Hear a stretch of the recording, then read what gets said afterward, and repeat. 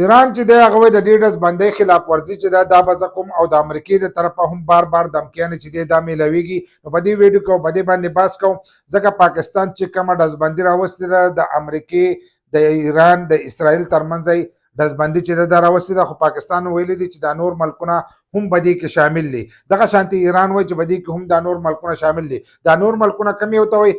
لبنان ته وایي. په لبنان باندې اسرائیل چې دا هغه مضبوطې حملې کړي دي، په هغې باندې حملې کړي دي. نو د دې د وجې نه چې پاکستان هم ویلي دي چې لبنان پکې شامل دی، او ایران هم وایي چې لبنان په دې کې شامل دی، خو امریکا او اسرائیل وایي چې لبنان په دې کې نه دی شامل. لکه په دې کې نه دی شامل، په هغې باندې چې دی موږ به حملې چې دی دا به کوو. نو ایران وایي که دې نه قرارېږي نو موږ به لازم د هغې د دې ډزبندۍ خلاف ورزي چې دی دا به موږ کوو، او په اسرائیل باندې چې دی موږ به حملې کوو. ځکه چې هغه د دې ملګرتیا کړې، لبنان چې دی هغه د ایران ملګرتیا کړې ده.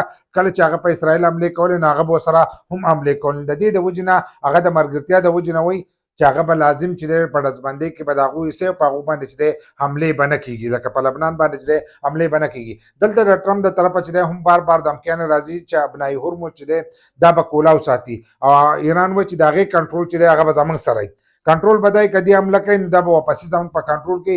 بل لا چې هلته کې هغو کم ماینونه خواره کړي دي نو هغه دغې جازونو هلته نه دي معلوم. دوی به په دغې لاره باندې راوکاږي. د ایران چې کم پوج دی نو هغه به په دغه ځایونو باندې چې دی راوکاږي چې کم ځای کې ماینونه نه دي نو په هغه ځایونو باندې چې دی دغه جازونه چې دي هغه به راوځي. نو کنټرول چې دی هغه وایي چې دا به یې زموږ سره وي. که هر کله امریکې حمله وکړه نو موږ به دا دوباره چې دی دا به بندوو. او د امریکې د طرفه ورته بار بار دا وینا ده چې ابنایي هرمز چې دی هغه دې د مخکې په شانتې آزاد او کولاو پاتې شي. که د هغې په شانتې آزاد او کولاو پاتې شو نو دا دوه هفتې د ډزبندي چې ده دا نوره هم اوږده شي. خو که دې دغه شانتې ساتلو او دوی وایي چې موږ له به زموږ ټیکس او هر سره راکوي نو امریکا لازم چې دی هغه به دوباره حمله کوي.